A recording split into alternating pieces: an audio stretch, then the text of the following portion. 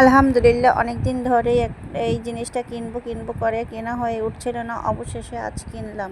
Hello viewers, আসসালামু আলাইকুম। সবাই কেমন আছেন? নিশ্চয়ই ভালো আছেন। আমি আলহামদুলিল্লাহ ভালো আছি। জীবনে চলতে হলে কত যে প্রয়োজনীয় জিনিস আছে যা কিনবো কিনবো করে কেনা হয়ে ওঠে না, অবশেষে আজকে এই জিনিসটা আমি কিনে ফেললাম। স্যামসাং গ্যালাক্সির আমি 4টা ফোন মোট চালাইছি আমার জীবনে। চালাতে খুবই মজা লাগে আমার কাছে। আবারও যখন ফোনের প্রয়োজনীয়তা মনে করলাম, তখন ভাবলাম যে না, স্যামসাং গ্যালাক্সি কিনে ফেলি। এই ব্র্যান্ডের ফোন চালাই যেহেতু আমি অনেক শান্তি পাই, চালাতে আমার খুব মজা লাগে, সেহেতু আমি এইটাই কিনি।